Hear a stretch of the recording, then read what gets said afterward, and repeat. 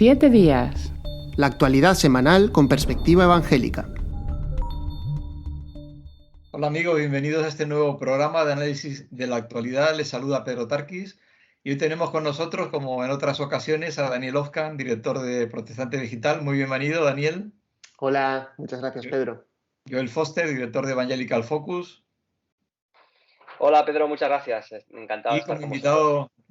invitado, perdona, te he cortado, como invitado especial a Manuel Cerezo, que es el secretario general del Consejo Evangélico de Madrid. Muy bienvenido también, Manuel.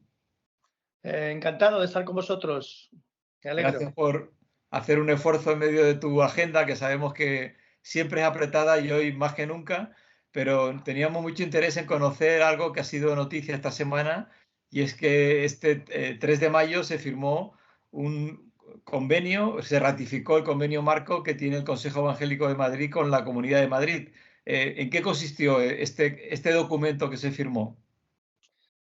Bueno, este documento viene a ampliar en algunos aspectos el documento que ya se firmó con Ruiz Gallardón como presidente de la Comunidad de Madrid. Entonces, este convenio afirma algunas de las cosas que están en ese convenio, pero sobre todo hay un par de puntos en los que se ha, digamos, mejorado y se ha ampliado en el área también social, pues se ha hablado de algo que para nosotros es importante, que tiene que ver con temas de protección civil. Por lo que hemos conocido, también en la conversación que hubo, que siempre acompaña y a veces tan interesante como el documento, se habló de aspectos tan importantes como, por ejemplo, el Día de la Reforma. Bueno, pues ese es uno de los temas que llevamos ya bastantes meses, por no decir años. Lo que pasa es que la pandemia nos ha robado 2 años y no nos hemos enterado. Pero en todas nuestras conversaciones, en todas nuestras reuniones con el viceconsejero de Presidencia, puesto que el Consejo Evangélico de Madrid, en base al convenio marco de colaboración que se firmó en el año 93, daba la interlocución a la Viceconsejería de Presidencia para dar seguimiento al convenio. Entonces nosotros cada año pues, hemos tenido 1 o 2 reuniones con el Viceconsejero de Presidencia. ¿Qué ha ocurrido? Que en los últimos 3 años, pandemia por medio, pues ha habido 4 viceconsejeros de presidencia distintos. Entre ellos Isabel Díaz Ayuso, por cierto. Yo me reuní con Isabel Díaz Ayuso en su despacho siendo viceconsejera de presidencia para empezar a hablar de los temas nuestros normales, pero luego la cambiaron otra vez a ella y pusieron a otra persona y ella pues pasó a temas de comunicación en el Partido Popular y al final mira dónde ha acabado como presidenta, ¿no? Pues sí. Entonces, nosotros ya veníamos hablando de un par de temas que para nosotros eran importantes y uno de ellos era que se reconociera el Día de la Reforma como un día especial en la Comunidad de Madrid, con apoyo institucional, etcétera, etcétera, y de reconocimiento al protestantismo en este caso. Y eso es uno de los puntos que se han firmado, se han reconocido, se han escrito en el convenio. Y además tuvimos la oportunidad pues, de hablar un poquito de este asunto con el propio Enrique López, el consejero de Presidencia, explicarle un poco todo el tema del protestantismo. Y bueno, pues él dice que, en fin, que vendrá al próximo evento nuestro de conmemoración del Día de la Reforma y él le parecía importante que esto se llevara a cabo. Por lo tanto, ese es uno de los puntos, Pedro, en el que bueno, pues gracias a Dios hemos podido conseguir que se firme. Oye, la Consejería de Presidencia pues es importante, porque lo que sale de la Consejería de Presidencia pues está mucho más cercano de la Presidencia de la Comunidad de Madrid que cualquier otra consejería, que también tenemos convenios firmados con otras consejerías. Sí, sin duda es un gran paso. Manuel, quería preguntarte sobre las relaciones con las autoridades en este caso, porque evidentemente desde el Consejo Evangélico de Madrid, imagino que no se trata de una reunión puntual o aislada, sino que lleváis haciendo todo un trabajo de continuidad, de poder estar tanto reuniéndoos como ofreciendo el servicio que la Iglesia Evangélica está haciendo a favor de la gente, ¿no? Esto es un poco lo que presentáis también en esta reunión. Bueno, pues dependiendo de las reuniones o de las personas con las que nos reunamos, pues vamos presentando una cosa u otra. Normalmente, siempre, en todas las reuniones con cualquier político, sea alto cargo o sea un cargo menor, pues siempre empleo un tiempo importante para darles a conocer el mundo evangélico, quién es el mundo evangélico en España, quién ha sido históricamente y qué está siendo hoy día y qué está haciendo hoy día. Entonces, básicamente, eso es siempre una introducción, que yo siempre, muchas veces le digo, oye, ¿cuánto tiempo me piensas dar? Porque depende del tiempo que me vayas a dar, te cuento unas cosas u otras. Entonces, no, pues más o menos tendremos 1 hora. Bueno, pues entonces yo empiezo por la historia. Porque es verdad que en nuestro mundo, en España, y el mundo político es como todos, no conocen el mundo evangélico. Entonces hay que hablarles desde la reforma en Europa, 4 cositas, a la reforma en España, a lo que se llama la segunda reforma al finales del siglo XIX, ¿vale? Pues entonces, en fin, hasta nuestros días, ¿vale? Y luego en algunos casos, pues he llevado el estudio que Diaconía España ha hecho, tanto a nivel nacional como a nivel de nuestra comunidad. Y la verdad es que también se han quedado muy sorprendidos de la inversión que se ha hecho de que el 80% de esa inversión pertenece al mundo evangélico, y que realmente del gobierno y de las instituciones gubernamentales me parece que se ha recibido un 8 o un 10%, no recuerdo bien los números ahora. Entonces, tengo que reconocer que eso a algunos de ellos les ha impactado bastante. Entonces, nuestra relación es de dar a conocer a todo el mundo político, a diferentes niveles, todo lo que el mundo evangélico es y lo que el mundo evangélico fue y lo que el mundo evangélico hace. ¿Vale? Entonces, bueno, pues darnos a conocer, en definitiva, porque hay un gran desconocimiento del mundo evangélico también en la esfera política. Algo que muchas veces en las redes sociales, sobre todo cuando uno habla de la relación con los políticos, dicen, pero bueno, le hablasteis de la Biblia y en la web del Consejo Evangélico habéis informado de que hubo un tiempo amplio dedicado a hablar de la Biblia Reina Valera, que además se le regaló, ¿no? Tanto al consejero de presidencia como al viceconsejero. Sí, la verdad es que desde hace unos meses vimos la necesidad y la importancia de llevarles también la palabra, de llevarles también la Biblia, porque eso nos va a dar pie para hablar con ellos un poco más. Entonces, bueno, tomamos esa iniciativa, compramos Biblias a la Sociedad Bíblica, especialmente estas Biblias nuevas de la versión Reina Valera 2020, y bueno, pues eso nos ha abierto también un poquito las puertas para hablar del tema. Entonces aprovechamos con el consejero de presidencia para mostrarle primero de dónde viene esa Biblia, la traducción original de la Biblia del Oso, ¿verdad? Y luego le explicamos ciertas cosas, ciertos detalles bíblicos. He de decir, Pedro, que este hombre, bueno, por lo menos algunos versículos de la Biblia conocía, incluso nos llegamos a hablar de algún versículo que él nos dijo que conocía y que hizo una broma sobre el versículo, y que con esta Biblia de la versión 2020 no se podía hacer la broma por la palabra cómo estaba traducida, ¿no? Pero bueno, tuvimos un buen rato y yo le vi a él leyendo mucho tiempo buscando a ver si encontraba algo, y al final pues resulta que estaba buscando ese versículo. Lo encontré y hablamos de él.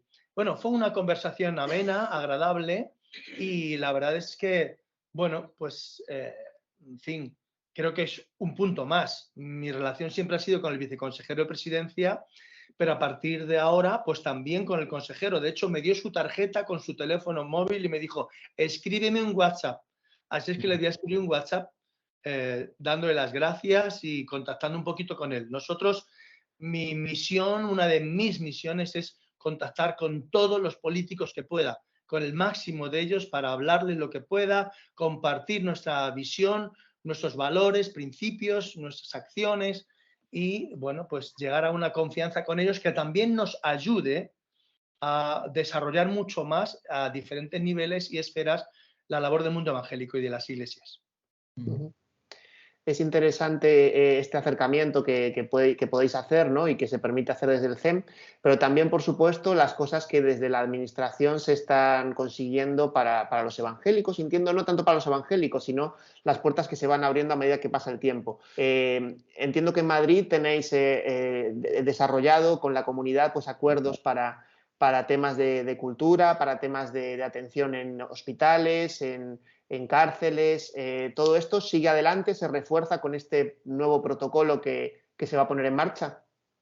Bueno, mira, precisamente este protocolo no habla mucho de estos temas, porque habla de otros que realmente no teníamos todavía tan desarrollados, ¿no?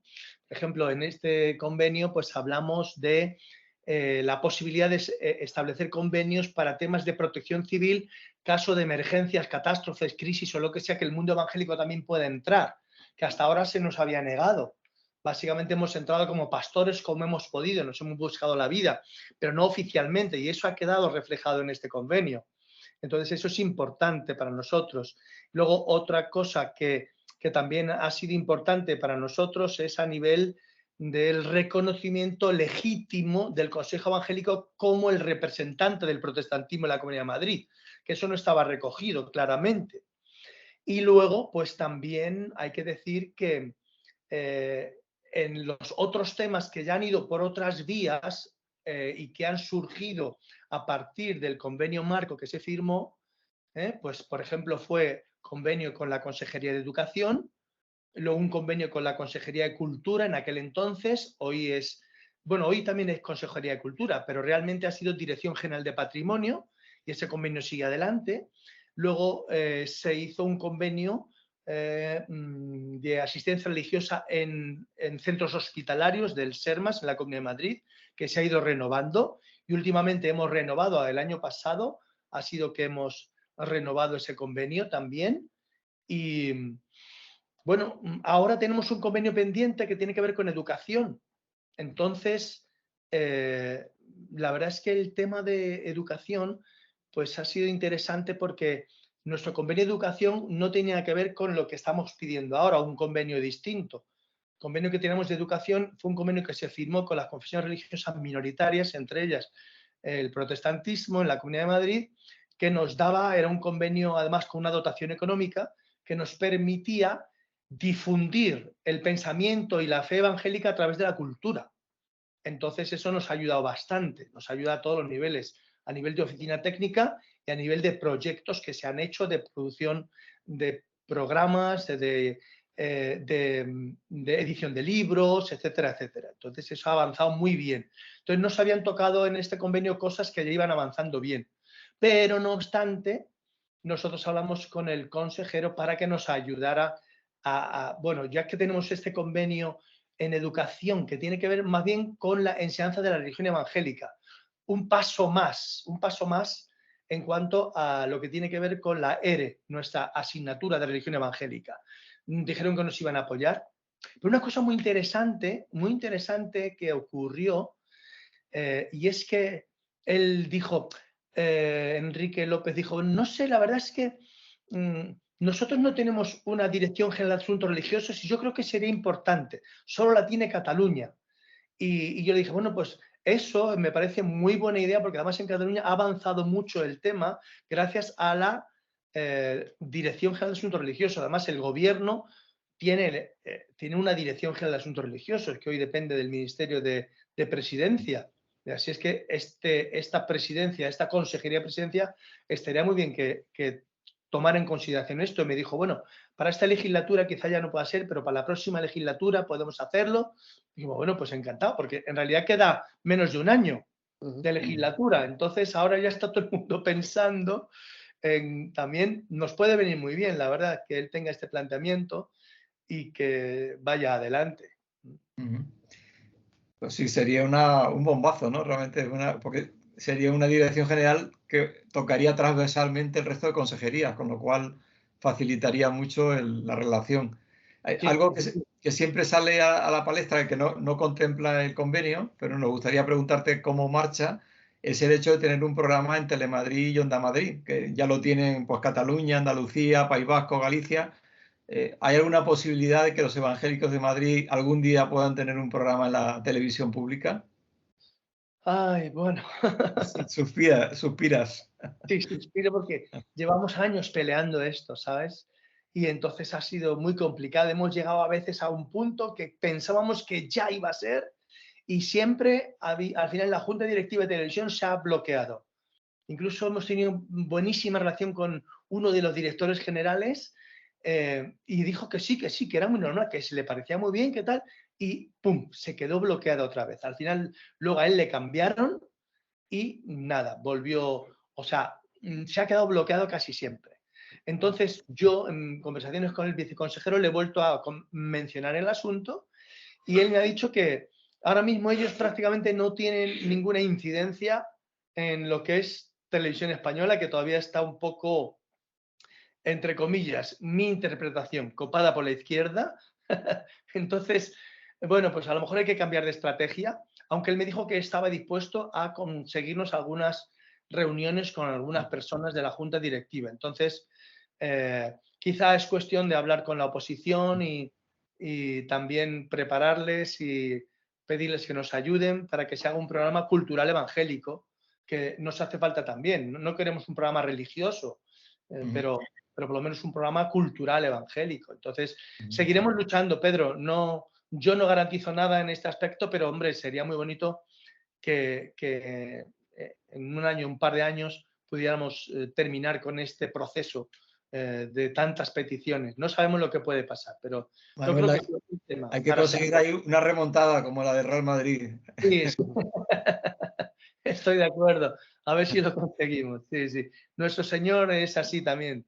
Hace milagros de última hora. Bueno, no sé si quieres añadir algo más que no te hayamos preguntado, decir algo a aquellos que nos leen en Protestante Digital o a través de las radios amigas que difunden este programa. Bueno, yo les pediría que oraran por el Consejo Evangélico y por la labor que está realizando, porque no damos mucha publicidad de lo que hacemos, salvo en nuestras asambleas. Eso quizás es un defecto nuestro, pero nunca hemos conseguido pues, publicitarlo quizá lo suficiente para que se dé a conocer toda la labor que se está haciendo, pero aunque a veces es una labor callada, poquito a poquito se van dando pasos, se va avanzando y necesitamos la oración de los hermanos, de los pastores, su apoyo para que sigamos dando pasos, mejorando en nuestras relaciones, tanto a nivel de la comunidad autónoma como a nivel del Ayuntamiento de Madrid, que ahora tenemos poca relación con ellos, pero es que hay pocos problemas, ¿sabes? Porque yo me acuerdo de años que he tenido que lidiar con órdenes de cese y clausura de lugares de culto, pero un montón, y en los últimos años prácticamente no tenemos que batallar con ese asunto, ¿no? Ha sido una cosa que prácticamente se ha superado y hubo una norma y una sentencia del Tribunal Superior de Justicia de Madrid que apoyó a las iglesias en el hecho de que no era necesario que a las iglesias se le exigiera por defecto pues que cumplieran los requisitos que tienen que cumplir la discoteca, los lugares de música en directo, todas esas historias que era por donde a nosotros nos juzgaban ya de entrada, ¿no? Con el máximo nivel de aislamiento, máximo nivel de ruido, etcétera, etcétera. Entonces, claro, nosotros siempre decíamos que eso no podía ser, que eso había que ser lugar de culto por lugar de culto. Si yo declaro en la declaración responsable, que por cierto nos ha venido muy bien lo de las declaraciones responsables, sustituyendo a las licencias de funcionamiento o licencias de actividad, claro, nosotros decíamos, es que eso no puede ser. Las iglesias no son culpables antes de empezar ya a hacer su labor. Entonces ustedes, en la declaración, si ellos van a meter todo un equipo de sonido de 2000 vatios, pues exíjanles con arreglo a ese equipo de sonido, pero si van a tener un pianito y no van a tener ni siquiera equipo de sonido, ustedes no le pueden pedir que aísle como si fuera a tener la batería, bajo y todo tipo de instrumentos. Y nunca nos hicieron caso hasta que peleamos una batalla con los abogados de Ferede por una iglesia en Madrid y se llegó hasta el Tribunal Superior de Justicia y se ganó. Y entonces el alcalde de Madrid dijo que él no iba a plantear ningún recurso a esa a esa sentencia. Por lo tanto, esa sentencia ha quedado ahí y firme, y nosotros ahora no tenemos ese tipo de problemas, ¿vale? Prácticamente las iglesias están teniendo muy poquitos problemas, contados con los dedos de la mano, sobre estos asuntos. Pero aún así seguimos necesitando el apoyo de las iglesias, de los pastores y de los miembros evangélicos en Madrid, que simplemente el Señor ponga carga en su corazón para orar por este secretario ejecutivo que tiene que moverse tanto a ese nivel político, o por la oficina técnica para que sacamos adelante todo nuestro trabajo, la economía, que también es, en fin, estamos bajo mínimos, gracias a Dios salimos adelante cada año, pero bueno, no tenemos una economía boyante, tenemos una economía justa para ir adelante. Entonces, bueno, pues hay muchas cosas, y que Dios nos dé gracia con todos esos políticos para que podamos hacer nuestra labor adecuadamente. Así es que esto pido encarecidamente a todos nuestros oyentes o televidentes o youtubers, no sé. Pues, público en general. Recordamos y animamos a visitar la página web del Consejo Evangélico de Madrid, lo ponen en cualquier buscador y ahí lo tienen, hay información.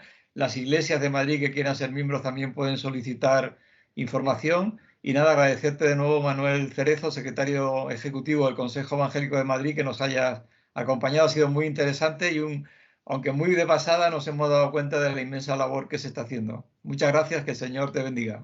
Bueno, pues muchas gracias a vosotros por este tiempo y gracias a todos los que nos están viendo. Que Dios os bendiga. Hasta otra. Gracias. Chao. Pasamos al segundo tema, que en esta ocasión es un tema internacional europeo, y la percha de donde cuelga un poco toda la información es la situación en Escocia en relación con la ordenación y el matrimonio homosexual. ¿Cuál es la situación que se está produciendo ahora mismo, Joel, en este terreno? Sí, Pedro, Escocia es el último país en Europa en el que la iglesia protestante oficial de aquel país hace este paso de convertir el matrimonio homosexual como un rito dentro de la propia iglesia. No es una cuestión de si a nivel político o social se aprueba el matrimonio homosexual, sino dentro de la iglesia protestante. La iglesia de Escocia es conocida como la Kirk, que es la que se fundó hace ya muchos siglos, en el siglo XVI, en plena reforma en Europa, por John Knox, que seguramente nos suena como uno de los reformadores importantes en Europa. Ahora, a finales de mayo, hay la Asamblea General de la Iglesia y una ley que se aprobará ahí ya ha recibido el apoyo de la mayoría de regiones de la Iglesia. Entonces, lo que va a pasar es que ya estaba permitido que hubieran ministros de culto que estuvieran en relaciones homosexuales en la práctica, pero lo que se va a permitir ahora son las bodas homosexuales. Y de hecho es una iglesia protestante más en Europa que toma ese paso y que redefine lo que es el matrimonio, lo que pues tradicionalmente, históricamente y bíblicamente se ha definido como el matrimonio hasta ahora. Y se une a lo que también va a pasar en la iglesia de Gales, la iglesia anglicana de Gales, que también está ya hablando de esto, y hace unos días el máximo responsable decía que creía que los próximos 5 años la iglesia anglicana de Gales también hará ese paso de casar a personas homosexuales en sus iglesias. En este contexto, realmente es la evolución, como decíamos, de diferentes iglesias protestantes en Europa. En Escocia, por ejemplo, en los últimos 15 años, ha habido una caída fuerte de la asistencia a las iglesias. Se ha pasado un 12% de personas que iban a la iglesia a un 7%. En Gales también ha habido una caída de gente de asistencia a las iglesias protestantes. Hablamos no tanto de iglesias evangélicas libres, ¿no? como conoceríamos en España, sino las iglesias históricas. Y de alguna forma parece ser una reacción, ¿no? De adaptar la teología a lo que está pasando en el resto de la sociedad, como para intentar de alguna forma retener a los miembros de las iglesias o aumentar la asistencia a las iglesias, que es algo que después en la práctica se muestra que no es así, ¿no? Que no consigue aumentar el número de personas que asisten a las iglesias. Juan Knox o John Knox era el que dijo aquello: dame Escocia o me muero, ¿no? Orando a Jesús, a Dios. Y la verdad es que ahora haría falta alguien que dijera lo mismo, ¿no? Que parece que el camino es el camino opuesto, ¿no? Que que se están alejando de... Es muy interesante lo que has dicho de que después la práctica es que estas iglesias pierden la esencia del Evangelio, ¿no? Al margen ya del debate con el tema de la homosexualidad, el matrimonio igualitario, como llaman, la realidad es que se diluye, ¿no? La esencia de la fe, ¿no? Uno podría pensar, bueno, se puede vivir la fe y introducir este tipo de creencias, pero al final se acaba resquebrajando lo que es la base de la fe bíblica. Sí, aquí tengo estadísticas aquí de eso, de la Iglesia de Escocia. En un país de 5,5 millones de personas, en 2000 habían 600.000 miembros de la Iglesia de Escocia. En 2013 ya eran 400.000, 398.000. En 2018, que eran los últimos datos que hemos encontrado, son 325.000, es decir, en 18 años ha caído a la mitad, de 600.000 a un poco más de 300.000. Y lo que decías de John Knox, ¿no? Como el fundador, la persona clave del inicio de la Iglesia protestante en Escocia, bueno, la constitución de la propia Iglesia dice que la Biblia es la autoridad suprema para todos los aspectos de la fe y de la práctica de la Iglesia, ¿no? Y en este momento vemos, como decía, también en Gales, la propia Iglesia de Inglaterra, ¿no? Con Justin Welby, el arzobispo de teología bastante evangélica, pero que no puede frente a una mayoría de obispos que también van en esa dirección de cambiar, de redefinir el matrimonio, pues vemos que las propias iglesias están yendo contra su propia base de fe, ¿no? Tiene una base de fe que no han cambiado, que sigue diciendo que la Biblia es la que marca qué es lo que creemos en esta iglesia, pero que en la práctica después hay cambios profundos. La iglesia metodista también del Reino Unido, esto fue hace poco también, votó claramente a favor de introducir el matrimonio homosexual en sus ritos, y eso también implica pues reescribir los ritos, ¿no? Como sabéis, en estas iglesias protestantes todo es bastante oficial, ¿no? Hay que seguir punto por punto lo que manda la iglesia, y eso significa no solo algo informal, sino que se reescribe la doctrina de esa iglesia y de todas las iglesias locales que se adhieren a esas iglesias protestantes mayoritarias en estos países. Hay otros ejemplos. Hay el ejemplo de Francia. En 2015 apoyaba el matrimonio homosexual en las iglesias protestantes. En el 2021 casaban por primera vez a una pareja de pastoras LGTB. En Alemania, 2017, la iglesia protestante de allí apoya el matrimonio homosexual. Suecia, 2009, y hace un año incluso había una carta abierta de la iglesia luterana de Suecia que decían que se identificaban como una iglesia trans, o sea, ya no solo LGTB, sino claramente diciendo que ellos son trans. Claro, esto cuando leemos esas noticias en el sur de Europa o en otros países del mundo, ¿no? En África, en Latinoamérica, pues sorprende mucho, ¿no? Es como si los protestantes eran los de la sola escritura, ¿no? Pensábamos, ¿no? ¿Y qué ha pasado ahora que la escritura ha dejado de ser el punto central y hay estos cambios doctrinales tan profundos? Y es una buena pregunta que habría que hacer al liderazgo de estas iglesias sobre cuál es el papel de la Biblia en su forma de ver el mundo a partir de ahora. Hay en Protestante Digital, justo en la hemeroteca sobre la Iglesia de Escocia, tenemos un reportaje que escribiste tú, Joel, hace unos cuantos años, 2015, en el que se habla sobre un debate en el seno de la Iglesia de Escocia entre dos pastores que tiene que ver con la Biblia, no tiene tanto que ver con este tema, sino con lo que se entiende que la Biblia enseña, y tenía que ver con la doctrina de la salvación, porque un pastor estaba predicando que no podía ser que Jesús hubiese muerto por los pecadores, que eso no era ético ni era correcto. Y claro, otro le contestó que eso era básico, era lo que los cristianos creemos y lo que da fundamento a nuestra fe, ¿no? Y pensar que dentro de las iglesias se está dando este debate no tiene tanto que ver, por eso estaba bien lo que decías, ¿no? No tiene que ver solo con una cuestión de la moral sexual, sino que tiene que ver también muchas veces con el entendimiento general del valor que se le da a la Biblia y lo que la Biblia dice, y lo que la Biblia enseña, y cómo a medida que se van socavando algunos puntos de lo que ella enseña, pues acaba afectando a muchas otras doctrinas, y bueno, pues lo hemos visto en muchos casos, y que incluso luego tiene efectos en el ámbito social, como hemos visto, por ejemplo, ahora, tristemente, en el caso que ya hemos comentado muchas veces, no vamos a entrar ahora de nuevo en el caso de Päivi Räsänen, ¿no? Pero evidentemente ella se acabó yendo al tribunal fue porque se metió con la iglesia luterana, entonces, que estaba apoyando la marcha del orgullo gay. Entonces, es bastante llamativo que hayamos llegado a este punto, ¿no? Y bueno, hay que estar preparados también y ser capaces de presentar una defensa adecuada también de lo que nosotros creemos,